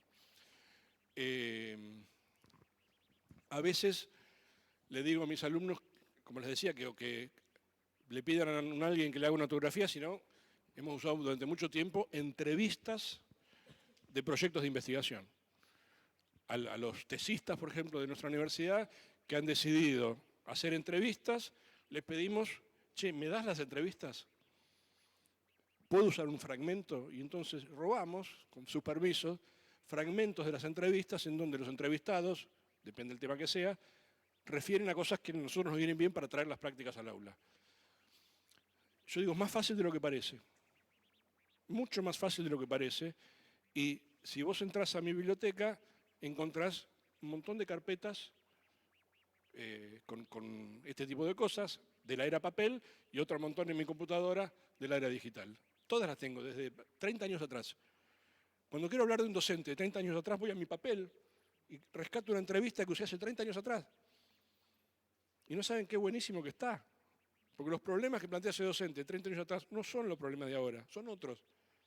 Entonces me viene bárbaro a mí, la escaneo, la pongo en el aula virtual de mi cátedra, le digo a mis alumnos, che, lean esto, en la próxima vamos a trabajar, o tráiganlo impreso, que lo vamos a trabajar en clase. Solo se trata de ser medianamente ordenado y de hacer uso de todo lo disponible. YouTube tiene millones de cosas. En la web, en general, hay millones de cosas. Y nuestros alumnos, cuando hacen campo, producen millones de cosas. Si no es conmigo, es con otro colega. Le pido, che, esto que hacen, ¿me pasás? Es más fácil de lo que crees. Solo tenés que ponerte. Después, insisto, en la clase tenés que decidir cómo lo trabajás eso, pero lo traes en papel o lo traes en video. Y no más.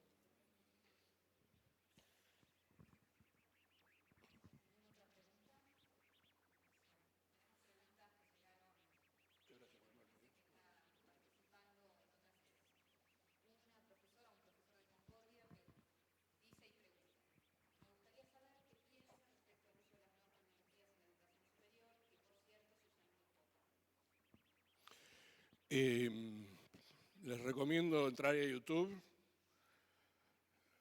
poner Mariana Maggio WG. Mariana es una docente de la UBA, trabaja el tema de tecnologías. A mí me gusta la postura de ella y hay un par de videos en la web donde lo explica cortito y bastante entendible para todos los mortales. La postura de Mariana que tomo para traerla aquí con ustedes es que el uso de las tecnologías en el aula se debiera sentar sobre el uso de las redes sociales en el aula. O sea, Mariana lo que dice es, no hay que pensar en la tecnología, hay que pensar en usar el Facebook, usar el Twitter y usar el Google en el aula. De hecho, claro, solo necesito conectividad en el aula. Hoy los celulares prácticamente me han solucionado ese problema. Yo no necesito que vengan con la netbook los alumnos, ¿no? Pero casi la mayoría disponen de un celular con acceso a Internet. Hace un mes estábamos en nuestra clase de didáctica enseñando el estado actual de la investigación en el campo de la didáctica. Me acordé en ese momento porque no me acordé antes. Se me vino a la mente, vaya a saber por qué, vieron cómo es el pensamiento, ¿no? de extraño. Preparé la clase y de eso no me acordé. Y en el momento que estaba dando la clase, me acordé que en YouTube había un video de Alicia Camiloni, una docente histórica de la UBA, del campo de la didáctica, en un congreso de investigación, era un congreso referido a los 30 años de investigación en las ciencias sociales o algo así, en donde ella hablaba de la investigación didáctica. En ese momento, en mi celular, lo googleé y lo encontré así. Lo pusimos en la compu, tengo un aula con pocos alumnos, son 15 nada más en esta cátedra a la cual estoy refiriendo, o sea, no necesitaba ni cañón yo hoy, pero si hubiera tenido un cañón lo resuelvo para 100, y pasamos el video en ese momento. Lo que hice fue hacer uso de las redes y las disponibilidades de la vida cotidiana ahí, en el aula. Y yo creo que así se define la presencia de la tecnología. Miren, estos docentes de matemática, a los cuales les contaba que les preocupaba el nivel de reprobación que tenían sus alumnos, les planteábamos con Silvia, ¿cuál es para ustedes la hipótesis de por qué los alumnos reprueban? Y nos dan un dato interesantísimo. Yo no sé si es verdad la hipótesis, pero ellos tenían una hipótesis. Los alumnos se desentienden de una semana a la otra. Si cuando vienen es como si recién empezaran. Entonces nosotros dijimos, bueno, ok, ¿y qué tal si hacemos algo para que no se desentiendan? No, yo no puedo dar más clases. No, pará. Hagamos un Facebook de la cátedra. Tirales un Twitter y un Twitter de la cátedra y ponerles un Twitter, hola chicos. Les recomiendo revisar la clase de ayer. Y no diga más nada. O le pones un problema práctico en el Facebook. O desde el propio Twitter le decís, no se olviden que la cuadratura del círculo es directamente proporcional a la longitud de un triángulo. Y solo de esa manera vos los tenés activos en vinculación a la disciplina. Yo no sé si sirve. Depende de cada uno, insisto. No hay recetas universales. Pero tomaron la idea. Y de hecho lo están haciendo. El otro día por lo menos nos decían, no saben cómo nos contestan los alumnos en el Facebook. Estamos llenos de trabajo, lo único. Y ya por lo bajo había una maldición hacia nosotros, ¿no? Pero miren si eso solucionara de alguna manera la dificultad que ellos mismos estaban objetivando. Digo, es facilísimo traer la tecnología hoy, es facilísimo porque está disponible totalmente. Yo puedo ir a YouTube y buscar un discurso de Bourdieu y lo vemos hoy a Bourdieu hablando, acá, sin nada más que usar esta maquinita que ya tenemos y este proyector que ya tenemos y lo vemos todos. Y estamos viendo no lo que Steinman está diciendo Bourdieu, estamos viendo Bourdieu. Digo, eso es fantástico, es fantástico. En algún sentido, hasta riesgoso para nosotros. Porque somos fácilmente reemplazables por los mejores hablando, si se tratara de hablar. Por eso tenemos que ser inteligentes, dejar de hablar menos.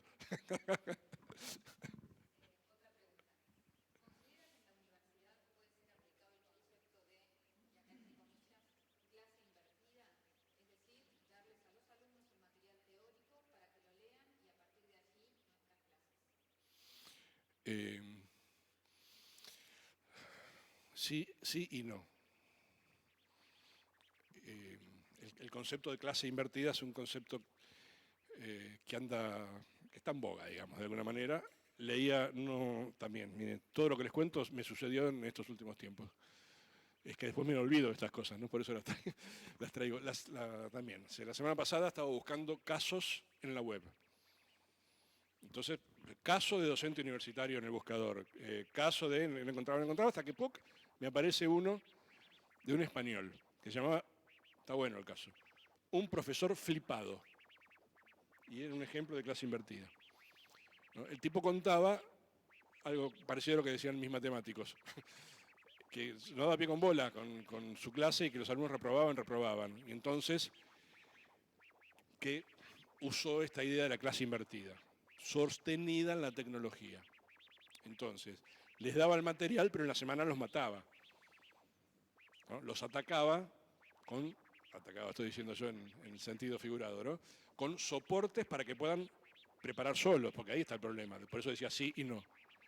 Yo no puedo dejar solo a mis alumnos y decir, mira, lo que yo tengo que decodificar junto con vos, lo tenés que decodificar solo. Porque no siempre es posible eso. Ahora, si yo hago intervenciones a través de la tecnología que te permiten decodificar solo, por ahí sí funciona. Tengo que tener en cuenta las cuestiones del contexto, ¿no? Esto es, si es posible eso, si el trabajo lo permite, varias cosas. Pero hay que probar.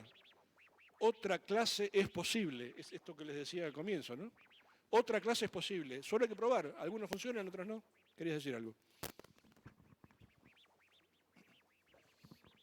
En un principio, usted habló de que la clase teórica o la teoría no debería por sí misma estar separada de la práctica, ni debería anteceder la teoría a la práctica necesariamente.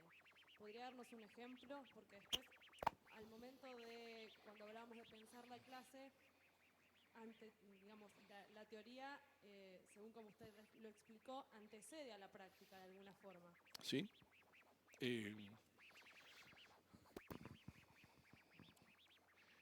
Esto es una conferencia. Hay teoría. Y la práctica la traigo yo. Pero ninguno de ustedes puede traer la práctica. Porque es una conferencia. Si mi tema fuera... hay un fulano, un investigador de la Universidad de New York, que se llama Ken Bain, que hizo en los 2000, 2001, por ahí, una investigación que se llama Los mejores profesores universitarios. Y el tipo inició su investigación preguntándose, ¿qué hacen los mejores profesores universitarios? Ese tema yo lo enseño en la universidad. ¿Qué hacen los mejores profesores universitarios? Mi clase empieza al revés. No empieza con la investigación de Bain, termina con la investigación de Bain. Lo que empieza es preguntándole a mis alumnos, recuerden su trayectoria como alumnos. Elijan al mejor profesor, no importa por qué lo eligen, que fuere, elijan un mejor profesor, hagan un retrato de él. Cuéntenme cómo es él persona y cómo eran sus clases. Y luego escucho. En los alumnos hago eso mismo y después les digo, bueno, en el grupo elijan un solo retrato para poner en público. Lo resuelvo igual, pero trabajo en una universidad, en una terminal de alumnos, en otra, estos 15 que te decía. El retrato es mostrar los profesores. Yo anoto en papel o anoto en la compu y muestro en el cañón o anoto en el pizarrón en el cañón. Me queda un listado de características de los buenos profesores, que te aseguro coincide 100% con la investigación del tipo. Entonces, la práctica acá sale de las vivencias de los propios alumnos. Si yo te quisiera hablar de los alumnos universitarios, ¿podría yo armar mi clase con lo que vos sabés de los alumnos universitarios? No tengas duda, sí. ¿Cuántos años hace que estás dando clase? Tuviste un montón de alumnos. Tenés codificado de alguna manera una serie de problemas relacionados con el aprender, una serie de problemas relacionados con cursar, una serie de problemas por experiencia, por práctica. Mi clase podría empezar al revés, si el tema fuera cómo son hoy los alumnos universitarios, o cuáles son los problemas del aprender en la universidad. Yo no digo ni que sea mejor ni que peor, yo creo que es mejor, pero no quiero afirmar que una cosa es mejor que otra. Pero si yo te cuento Bain, vos me estás pensando, este investigador en Estados Unidos, lo que dice sucede allá porque allá tienen dedicación exclusiva, y no lo podés bajar a la realidad. Pero yo lo hago al revés. Cuando yo te digo que Bain dice que el mejor profesor universitario es un profesor con inscripción institucional, vas a ver que esto que retratan los alumnos también hablaba de los profesores que tienen la camiseta de la universidad puesta y no que son ocasionales docentes. Que los mejores son los que tienen la camiseta puesta. De lo que fuere, pero de que tienen una camiseta. Porque ponerse la camiseta también es, de alguna manera, estar comprometido con el contexto. O si yo te digo que los mejores profesores son los que tienen pasión por enseñar, que es lo que dice Bain, y pensarían mis alumnos, lo tomás con recelo si viene desde la teoría, pero lo podés contextualizar y darle sentido si sale de vos misma. Es más fácil, lo decodificás mejor.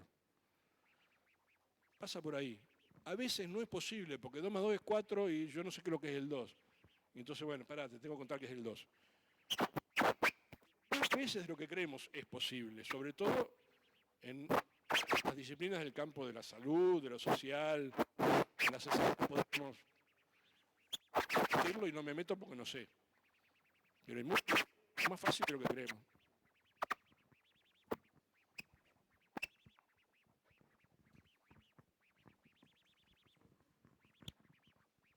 ¿Nos fuimos?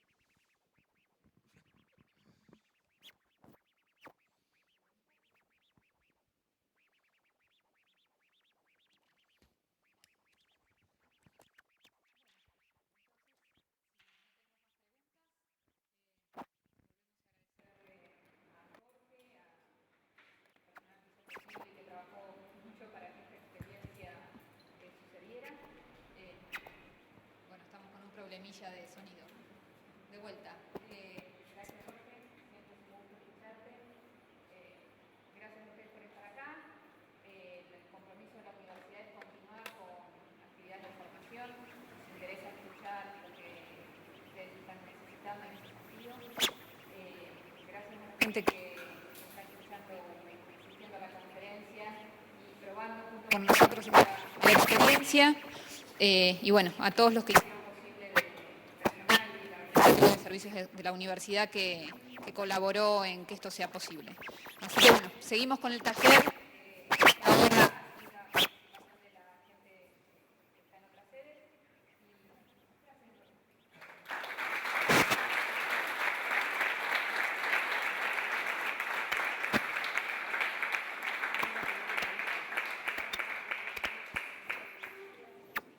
Enseñar y aprender en la universidad hace 20 años estaba, bueno, para un poquito más, sostenido exclusivamente en la letra, en leer, en estudiar del texto. Y nosotros hoy tenemos alumnos que más que leer letra, leen imagen. Es decir, tenemos una camada de alumnos nuevos que cada vez viven más conectados con la imagen y más conectados con la tecnología. De modo que esa clase típica sostenida en la letra o en la palabra empieza a confrontarse ahora con un alumno que no está acostumbrado a mediar con palabras y con letras, sino con tecnologías y con imágenes. Y no sirve aquí decir, ufa, estos chicos no leen nada. En verdad el problema empieza a ser nuestro, ¿no? Porque esta generación de estudiantes es una generación que aprende de una manera distinta y tiene otras vías y otros canales para aprender a los cuales tenemos que sumarnos necesariamente si es que queremos seguir enseñando. ¿Y cuál es la solución entonces desde los docentes? Yo creo que la incorporación de las tecnologías cotidianas al aula es una facilidad enorme, disponible hoy hasta sin recursos, te diría, y que necesitamos aprender a usarlas. Conversaba recién con el grupo de colegas aquí que fácilmente un teórico al cual yo estaba refiriendo podría haber puesto YouTube, lo buscaba, hay unos cuantos videos de él conferenciando, le hubiéramos escuchado directamente en vez de escucharme a mí. Digo, eso sucede en cualquier campo disciplinar. Digo, yo puedo vincularme en un video de YouTube con los mejores académicos en los distintos campos profesionales sin mediación. Eso está disponible en el aula, el pibe y la piba pueden verlo desde el celular.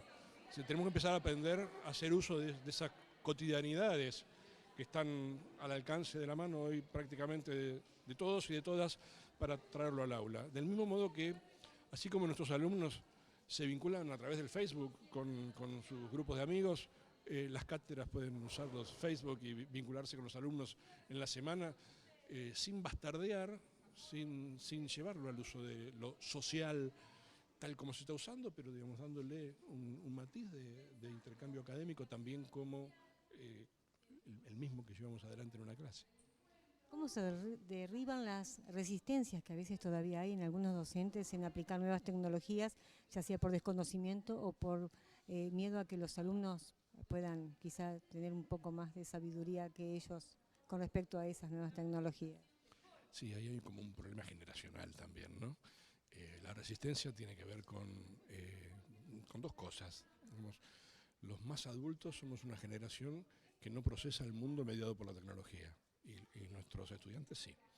Entonces, nuestras maneras de procesar el mundo son distintas. Entonces, cuando yo quiero sumarme a un modo de procesamiento distinto, me siento incómodo y entonces me resisto. Esta es una primera cuestión. La segunda cuestión es que no sabemos usarlas y que no solo no estamos acostumbrados a usarlas, sino que no hacemos uso cotidiano de todas las tecnologías disponibles. A mí mismo me apabulla a veces la cantidad de WhatsApp que uno recibe o la cantidad de respuestas que aparecen en el Facebook cuando uno pone algo. Y nuestros estudiantes esperan el colectivo mirando el Facebook y están en el aula mirando el Facebook. Y cosas que los adultos aún no hemos incorporado a la cotidianidad, para nuestros alumnos es la cotidianidad. De modo que hay como dos cosas allí, ¿no? Ellos no solo están más duchos en el uso, sino que sus mentes procesan el mundo mediado a través de estas tecnologías también, ¿no? Y para nosotros es una imposición social que nos ha venido, a la cual nos hemos tenido que sumar de alguna manera, pero nuestras formas de proceder eran otras. Entonces, si no nos ayornamos con esto, estamos hablando de dos mundos distintos y nunca vamos a poder encontrarnos. ¿Cómo se puede procesar quizá esos dos mundos distintos con el trabajo en equipo? Sí, claro. Te comentaba antes de que estemos grabando, la facilidad es que en el mundo universitario trabajamos en cátedras y no son unipersonales y entonces en las cátedras necesitamos tener gente joven, porque la gente joven es la que nos puede ayudar y mucho a meternos en un ritmo de incorporación de tecnologías si es que los más adultos no estamos duchos con ellos o no nos sentimos cómodos con ellos. Los equipos de trabajo en la universidad son fáciles de armar, en general tenemos mucha disponibilidad de parte de alumnos avanzados, de recientes egresados, de sumarse al trabajo académico. La propia constitución de la cátedra es concebida como un equipo de trabajo y no como la docencia unipersonal que caracteriza a la escuela primaria, o la escuela media o aún a la institución superior no universitaria. De modo que para nosotros es mucho más fácil, está mucho más al alcance de la mano. Lo que tenemos que pensar es decir, bueno, sí, si no me subo a esta manera de estar pensando la enseñanza hoy, verdaderamente voy a ser no de un siglo pasado, sino de 2 siglos pasados. La universidad hoy entonces, ¿cómo evaluaría usted la situación? Bueno, la universidad es probablemente una de las instituciones más plásticas, a pesar de esta pregunta inicial que hacías, ¿qué es lo que no ha cambiado? No, bueno, hay muchas cosas que no han cambiado, sigue habiendo aulas con bancos fijos y sigue habiendo 4 paredes y sigue habiendo pizarrones y sigue habiendo docentes que explican 2 horas, 3 horas, 4 horas y sigue habiendo cosas que caracterizaron durante toda su historia a la universidad. Sin embargo, es una institución que tiene mayor plasticidad que otras por el grado de autonomía que tiene y esto es fantástico. La universidad no necesita pedir permiso a una estructura central, la universidad no necesita depender de un presupuesto acotado para cierta partida. Nosotros recibimos el presupuesto como un paquete y distribuimos de manera autárquica el presupuesto. la universidad tiene un control burocrático prácticamente inexistente, tenemos una autonomía para la toma de decisiones en lo académico, en la investigación, aún en los proyectos de extensión que hacemos, que no depende estrictamente de los caprichos individuales de supervisores o ni siquiera de las políticas coyunturales. El escenario universitario en ese sentido es mucho más disponible para hacer mejor las cosas. Hay la última pregunta, y ¿hay un divorcio quizás entre la academia y la producción? Bueno, la academia siempre es complicada, somos complicados los académicos. Tiene que ver con nuestras prácticas también. Probablemente haya cierto divorcio entre la docencia y la investigación, ¿no? Los académicos que nos dedicamos a la docencia y los académicos que nos dedicamos a la investigación. Puede que haya cierto divorcio allí, porque en general el investigador es un investigador que ama la investigación y que no le gusta dar clase en general. Lo digo con una absoluta generalización que a lo mejor sea demasiado brusca, ¿no? Pero ama más el ser investigador que la docencia. Y el académico que es docente probablemente ame más la docencia que la investigación. Y a veces esos mundos no siempre se compatibilizan de la mejor manera, ni siempre están unidos y unificados en el mismo tipo de problemas a poner a disposición de los alumnos, porque para los estudiantes que se están formando profesionalmente está tan bueno vincularse con las teorías que circulan en un campo disciplinar como las últimas propias de la investigación, como los problemas concretos de la profesión que a veces los docentes traen más fácilmente al aula y ponen como problema a tratar dentro de ese espacio reducido. No sé si es divorcio, pero probablemente falta aceitar la articulación. Muy bien, muchísimas gracias. Gracias a vos.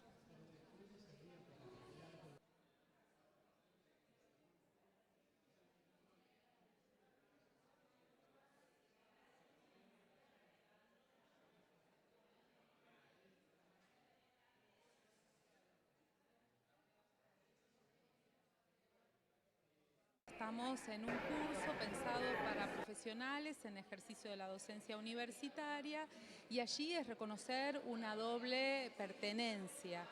Formados en su profesión de origen, ejercen una tarea distintiva que es enseñar en la universidad. Entonces, reconocer estas dos fuentes de conocimiento es vital para ponerlos en situación respecto de lo que van a hacer. No se pretende venir con un universo de recetas ni de saberes iluminados, sino poder acompañar el ejercicio reflexivo que cada uno como docente realiza en el desarrollo de su profesión.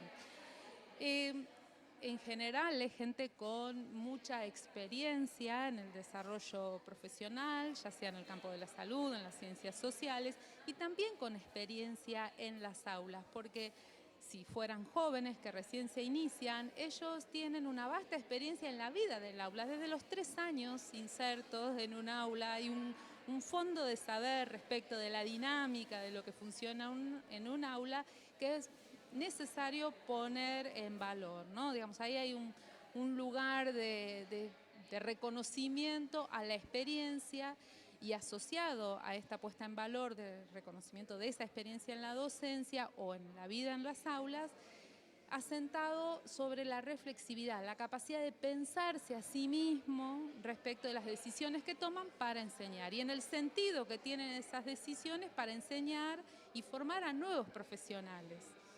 Decías hoy que eran todos auxiliares docentes. ¿Por qué auxiliares docentes solamente? Bueno, es una decisión de organizar un universo de profesores. También hay profesores adjuntos, titulares, asociados que están formando parte del curso, pero en general los auxiliares, los jefes de trabajos prácticos y los ayudantes son los que están muy cercanos a los estudiantes en la organización de los trabajos prácticos, de las clases de acompañamiento de lectura, de las explicaciones ad hoc que se necesitan para sostener la cursada. Así que es vital con ellos poder acompañarlos en este recorrido de iniciación a la docencia universitaria. ¿Cuál es la mayor dificultad que detectás en los docentes de universitarios profesionales? Bueno, a ver, al menos 2. Una es reconocer la enseñanza como una actividad profesional diferente a la actividad profesional de origen. Yo soy ingeniero que realizo un determinado trabajo, pero cuando estoy en el aula estoy oficiando de profesor, ¿sí? Así que necesariamente esta tarea de enseñar requiere de mí de una expertise profesional diferente de mi profesión. Y por otro lado, la otra dificultad es, si querés, desapprender aquellos vicios producto de la escolarización, ¿no? Digo, esto mismo que me da un fondo de saber respecto de qué es lo que sucede en el aula, pero también aparecen allí algunos obstáculos necesarios de ser revisados. ¿Hay alguna profesión que sea más plástica, la docencia? No, a todas les cabe las generales de la ley. En verdad es más una disposición personal a la reflexividad, a poder pensar lo que cada uno hace, no solo en el ejercicio de la docencia, sino en el ejercicio profesional. La reflexividad como parte constitutiva de la formación de un universitario, porque imaginemos que además de estar formando un enfermero, un abogado, un ingeniero, un contador, un asistente social, estamos formando un intelectual que va a pensar los problemas de su mundo en el campo que le toque esa inserción. Y eso requiere un desarrollo, una curiosidad intelectual, un desarrollo cognitivo, una sensibilidad por los problemas de su época y de su mundo y de su lugar que trascienden a la formación, al ejercicio profesional. Hoy hablábamos de las nuevas tecnologías. En ese sentido, ¿qué es lo que se detecta en este tipo de capacitaciones? Que están abiertos al uso de las nuevas tecnologías y que están mucho más presentes de lo que uno imagina a priori, que no hay resistencia, sobre todo por las nuevas generaciones. Tal vez no estemos trabajando con el grupo de aquellos jóvenes que nacieron en las nuevas tecnologías. Estamos trabajando con gente que incorporó las tecnologías promediando su adolescencia o su juventud, si son gente joven en el ejercicio de la docencia, pero están abiertos a los cambios porque hay una disposición a pensar la clase y a resolver los problemas de la formación universitaria muy importante. Entonces esa primera disposición allana cualquier dificultad que hubiera respecto de la incorporación de algo que resulta novedoso en un aula universitaria, ¿no?